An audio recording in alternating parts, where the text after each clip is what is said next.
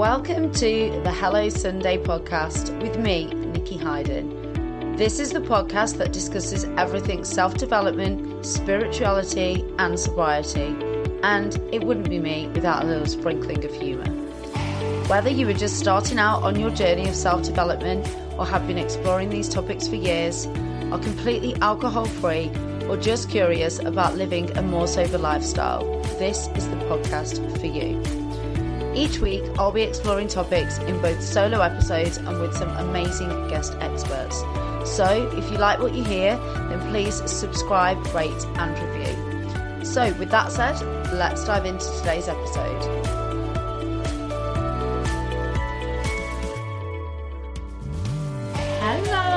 Hello, welcome back to the first episode of 2024 of Hello Sunday. Honestly, I've been trying to work out how to not make the intro like mega cringy, and I'm just having to come to the conclusion that it's just my personality. So apologies if the intro cringes you out as much as it does me, but it's like the YouTube stuff, isn't it, where it's like, hey guys, welcome to my channel. How else can you intro a video or a podcast? I don't know. Answers on a postcard. But welcome back. Welcome to 2024. I am so freaking excited to be back. Not gonna lie, I did pick up my microphone and laptop and go to record this and kind of forget what I was doing and how all the tech worked and everything. It did take a few seconds, but it's been a hot minute. And to be honest, it probably doesn't feel as long to you guys as it does to me, because I've actually recorded the last episode of 2023 on like downtime and having space and being bored a few days before it went out. So I think that was like maybe 4 weeks ago, something like that. So yeah, it feels like it's been a while, but never has something been as true as that last episode for me of needing the downtime and the boredom, and we're going to go into all that shortly. But I hope you had a fantastic Christmas. I hope that you spent time with friends and family and ate everything that you wanted to and just had that pure time to chill and enjoy yourself. And yeah, even for those of you that I know worked or had to work in between Christmas and New Year, I still hope that you had time to enjoy it. We had the best time.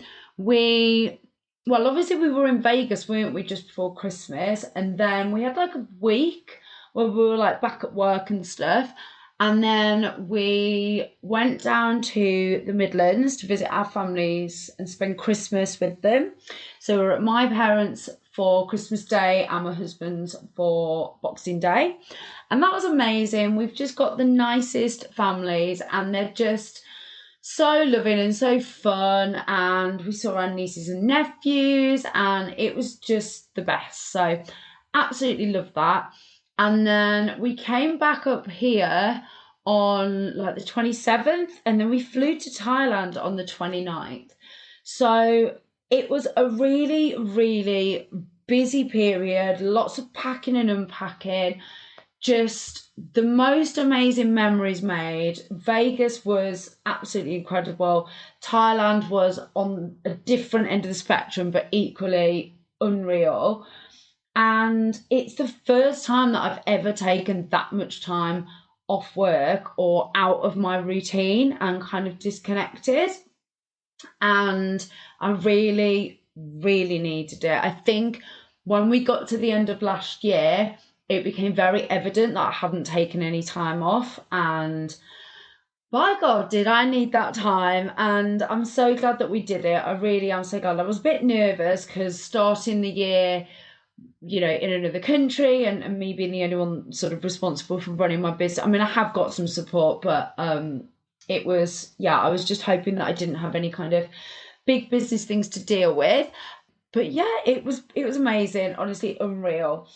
And actually, I was going to start this first episode of this year, talking about kind of easing ourselves into New Year and how I'm feeling, how some of you might be feeling. And I'm still going to do that, but actually there were some observations and lessons and I guess just like things that I noticed and really wanted to talk about from being in the Thai culture and with the Thai people, just that I really want to try and remember and embed into my life. So I think I'm going to talk about that too, and we're going to maybe touch on that first, and then we'll finish it by just talking a little bit about New Year and getting into the swing of things. And yeah, not going to lie, that is something that I'm not going to labour on too much, because if you listen to any of the podcasts, I think every fucker under the sun has been talking about goals and New Year, and I don't know about you, but I'm already feeling a little bit overwhelmed and burnt out with the whole goal setting stuff, which again, we can talk about in more detail shortly. But let's crack on. So there were a few things that I think you probably don't notice, or you don't, I guess you might notice, but you don't process things as much when you're kind of in routine and in your everyday life and you're working or you're taking the kids to school or you're in kind of the day-to-day. When you disconnect and you're in a world where the biggest decisions that you have to make are like what you eat that day and what colour bikini you wear, you've got the space and the time to take on board observations and notice things a bit more. And that's definitely what happened to me in Thailand. There was a few things that I really kind of resonated with and came back with and thought, those are things that I'm going to really try and remember. And I guess just like weave into my life, because their way of living is in complete juxtaposition with ours. And some of the things that they do and some of the attitudes and behaviours were just so refreshing and so nice to be around. And so I wanted to share them with you. So first of all, I think the one thing that I really, really noticed more than anything is that they are a super chilled culture. Now, this was the fourth time I'd been to Thailand, and this is something that I'd obviously noticed before. It's very difficult to overlook that. However, this time it really resonated, and I think probably because last year was very, very full on for me and very intense, just having that complete juxtaposition of way of living and how chilled they are as a culture was so refreshing. And it really made me think about some of the things that we do and pay attention to in Western culture that really are so pointless and so anxiety inducing. They really don't sweat the small stuff.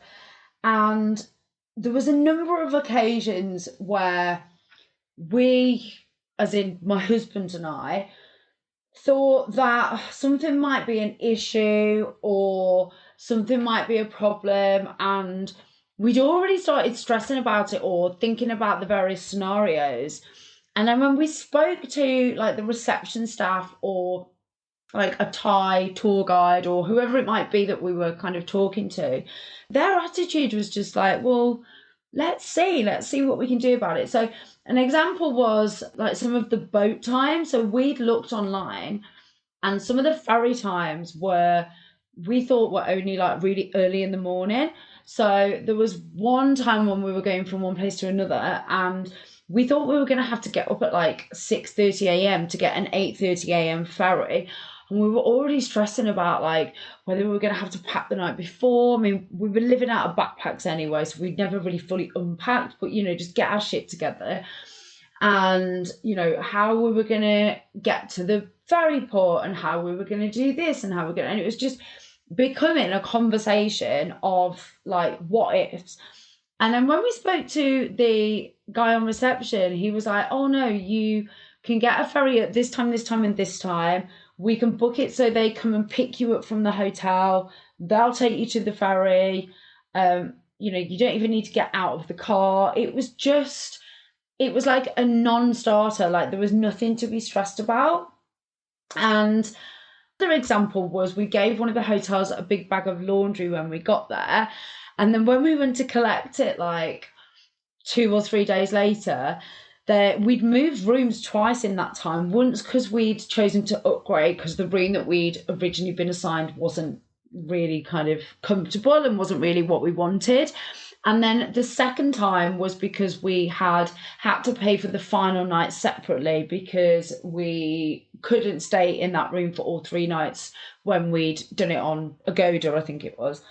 So they were a little bit confused with which room we were actually staying in, and we gave them the various room numbers, and we were like, shit, they've lost our laundry, and this is like a substantial amount of our clothing. It also included the only hoodie that I brought with me to travel in, so I travelled there in it, had it washed, and then I was travelling home in it, and we were like flapping at the reception, and they were cool as cucumbers. Like the responsibility was on them, right? So if they'd have messed it up or got it wrong or lost it, it would have been a big problem. But there wasn't one time that they flapped. They were like, absolutely cool. Like, it'll come out, don't worry, we'll find it. And I just found it so refreshing because generally, I think as a nation, the British are we're quite anxious people. And I think we tend to catastrophize. Certainly, I know I can do this, and I just didn't meet one single Thai person that didn't have an attitude of complete like chilled outness and laid backness.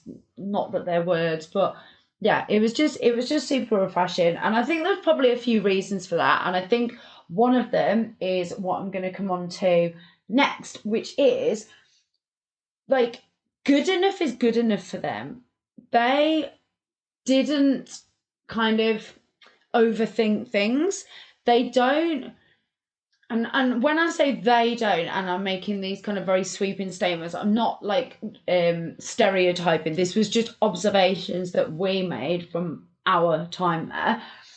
But like, for instance, a really good example of this is there was a poster, a massive big like billboard poster that was on like canvas, and it got holes, like rings in the bottom. And in the UK, I think they like tie like heavyweight cable ties, and they like make really elaborate like things that they tie stuff onto to keep the poster down. And it's it's a whole thing, and it probably takes like companies weeks, and then they have to have somebody come and fit it.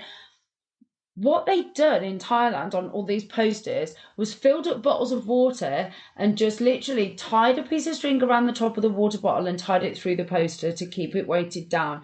And it was like, this works. Why would we make it more difficult than we need to? And tuk-tuks are another great example of that. Like, we were getting on them with 15 kilos each of luggage, myself, my husband, who's not a small guy, and we were like, is this going to go anywhere? And the guys were like, yeah, it's fine. And I mean, health and safety isn't their strong suit. If anyone's been, you'll understand from the electric cables hanging all over the cities and the islands that are a fire is waiting to happen. But it's like you put a bench on the side of a motorcycle, and that is the main mode of transport, and it fucking works. And it works for everything and everyone. They were even transporting dogs around in them.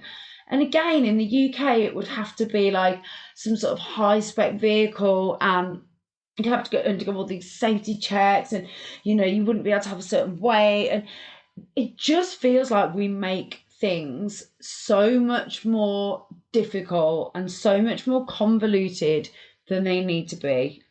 I don't know, maybe it's just me, but that was definitely an observation.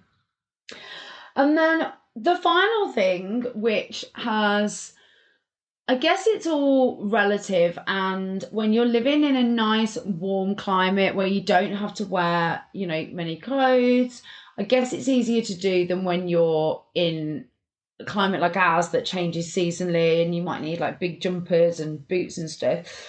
But image is not something that they were super focused on. Like, don't get me wrong, I'm not saying that they weren't all stunning and well put together and turned out, but they're all very relaxed about the clothing that they wear. And as long as it's practical and it did the job, they were happy with it. And like, I'd taken really nice, I think they're called Havianas. I don't know how you say it. I think there's a debate about what they're called, but I'd taken like a couple of pairs of those in like black and in white. Obviously my trainers, which I'd travelled in.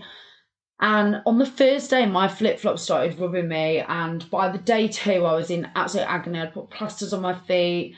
They were ripping my feet apart. And so when we got to a place called Railay Beach, which is a beach just off the coast in Krabi, province of Krabi, I was like, I need some shoes and I've got to get something. And I went to this little store. They're all like little shacks and it was the cutest store. And I've never been a massive fan of Birkenstocks. I don't find them the most attractive shoe. But they'd got these like almost like Birkenstock style shoes, but they were just like really lightweight, almost like styrofoam, like plastic. Anyway, I put my foot in one and I was like, this is the freaking dream. Like, I felt like I was walking on clouds. So the lady found my size and they were like 200 baht, which is like less than a fiver. So I bought these shoes and I thought, right, even if they just do me for today, just to like let my feet heal. I did not take those shoes off the whole time that I was in Thailand. I wore them with things that I would never in a million years have worn them with over here. And it just made me think, like, why are we putting ourselves through so much pain and hassle wearing like heels and doing our makeup perfectly and stressing about having the right colour lip liner or the right designer clothes, when actually there's a whole culture of people who collectively don't give that much of a shit about stuff like that. And their levels of happiness are, from what I saw, far higher than in Western culture, and their levels of anxiety are far less. And there's got to be something in that. So you bet your bottom fucking dollar that I am keeping those Birkenstocks. They are coming out this summer, and then I'm going to source some more online because honestly, I'm done with shitty, impractical footwear, clothing. If it's comfortable, I'm going to be rocking that this summer. So those were just a few things that I really, those are just a few examples. Like, this came up time and time again, the chilled nature of their culture and their attitude to things, just how easy life is because they don't have a lot, and generally things are a lot cheaper over there for us. But actually, if you're working in Thailand and earning Thai baht, it's all relative, right? It's like, you're not kind of rich unless you've got other currency. So they tend to not have a lot. Their homes are very simple, their clothes are very simple, and their levels of happiness seem to me to be through the roof. They're the nicest, most polite, friendly, spiritual people, and it was just an absolute joy to spend 2 weeks in that culture again. It really was. And I'm going to try and embody some of the lessons and the learnings. And sometimes good enough is enough. Sometimes we will do things, whether it's in our life or our business, and it will take over, our thoughts and our lives, trying to find the very best thing or the very best way. Or a really good example of that is I've got friends that have been planning weddings recently, and I know the stress that they've had of like sourcing the perfect flowers and the perfect table centerpiece and getting the guest list or the table plan just right. And do you know what? The only thing anyone ever remembers from someone's wedding day is what a good time they had. Nobody will remember in a year's time what your centerpiece was, unless it was, I don't know, a naked woman with sushi on top of it.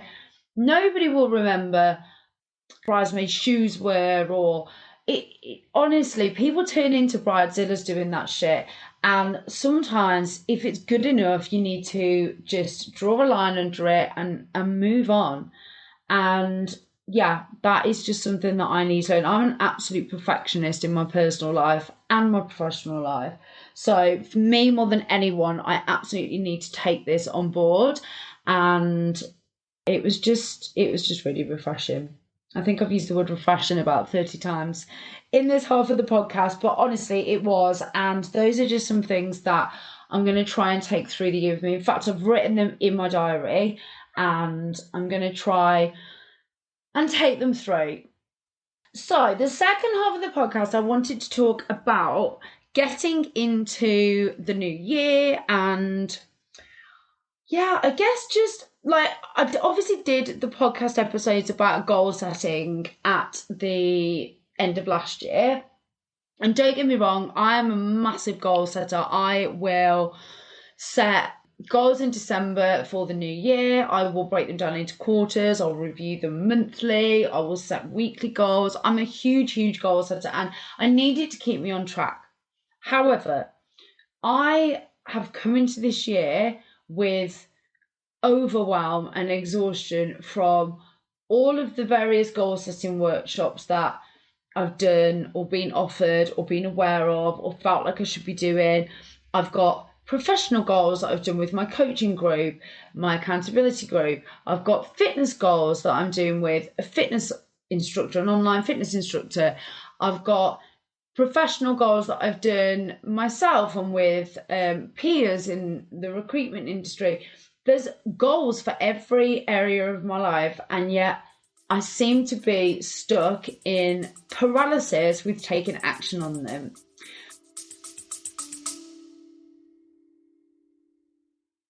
For those of you that are regular listeners to the show, or maybe you know me personally, you won't have been able to get away without hearing me talk about Simprove.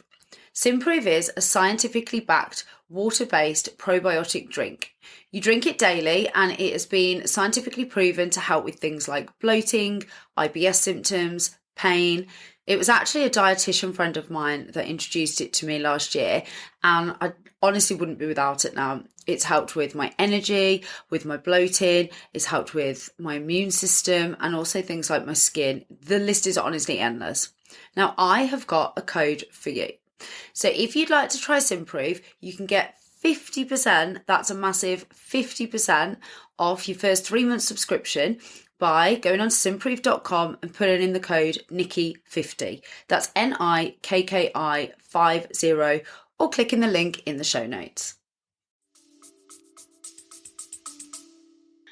And I'm not the only one that's in this boat. I know that from talking to people. I think, the planning is one thing and getting excited is one thing. And actually, I've found doing the planning in, let's be honest, 30-degree heat in the sunshine, it's not hard to get excited about your life. But then you come back to -1 and you bet that motivation leaves your body the second that you step foot off that plane.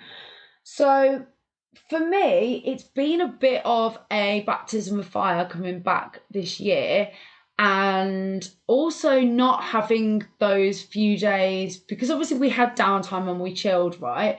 But we were traveling around, and that downtime between Christmas and New Year is normally where I kind of like G myself up to get started. But we got back and it was straight back into the middle of January, and I already felt like I was behind.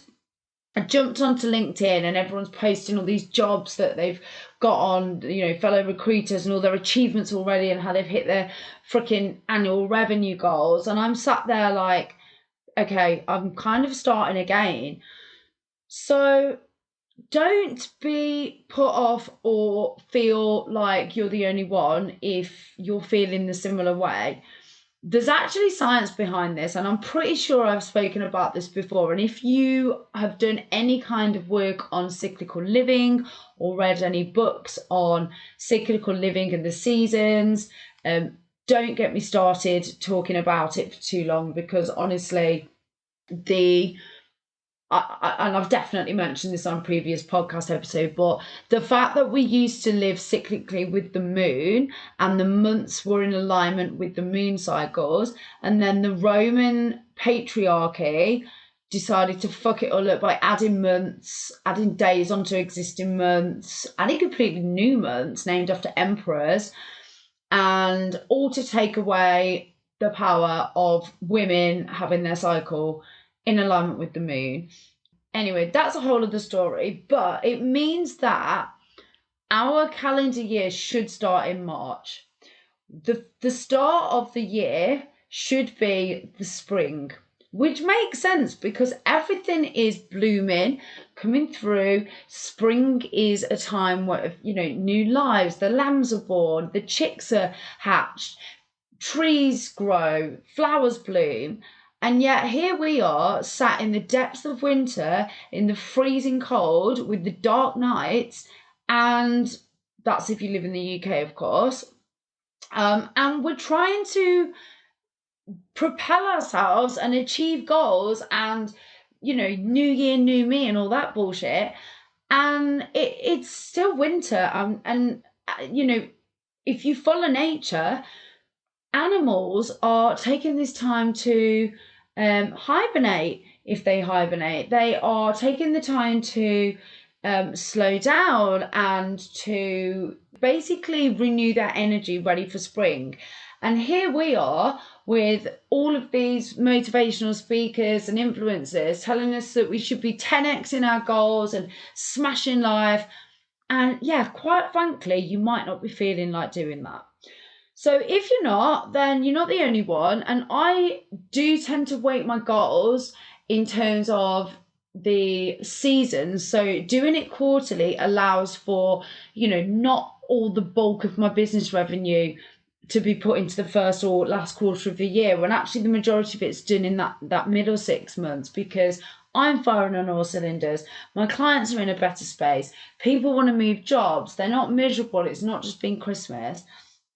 Likewise, if you know that you are, going to be going on holiday at some point in the summer, you probably don't want to be putting all your fitness goals into the summer season. So you might need to start now, but also probably building up to, bigger sessions or longer sessions or however you are doing it, rather than starting off the year doing 5 or 6 bloody sessions a week with the highest weight that you can, because our bodies and nature aren't built that way. We're not meant to be smashing everything right now.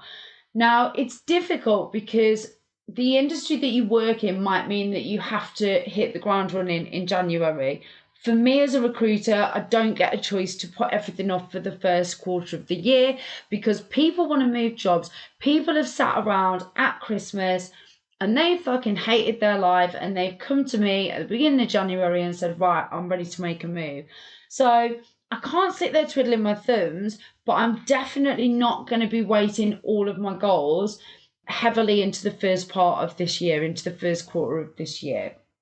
I'll be making plans, I'll be booking things, I'll be creating ideas and strategies, but I might not action some of those until March or April, when I've got more energy and the natural seasons and cycles allow for that energy to really come to fruition. So yeah, I guess I just wanted to touch on that because honestly, the overwhelm has been real this year. I think because I've done things differently in terms of the Christmas period and having a holiday. Don't get me wrong, first world problems, I'm not moaning, but I do think that's played a part. But also I just think social media is absolutely awash at the moment with, hitting goals and setting goals and fitness plans and everything to do with new year, new me. And you don't have to subscribe to it all right now. You really don't.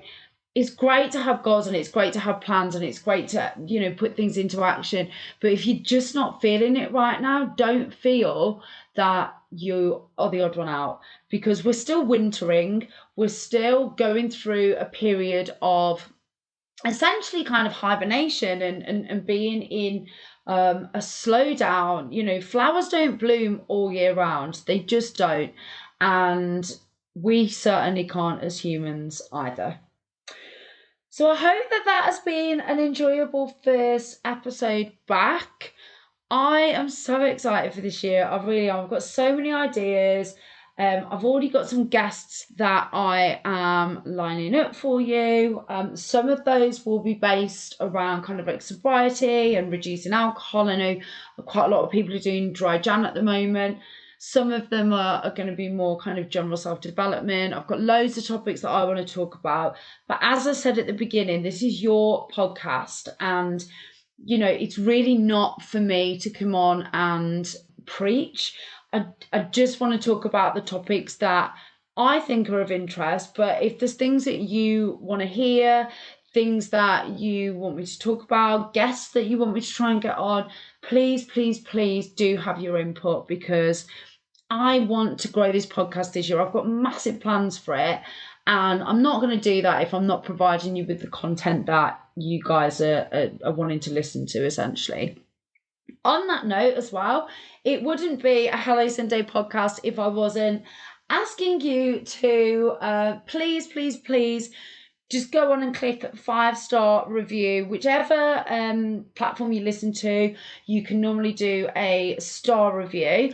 I know on Spotify you can't do a written review, but on Apple you can. So if you can just write just a few words, just, you know, best podcast I've ever listened to, that'll do.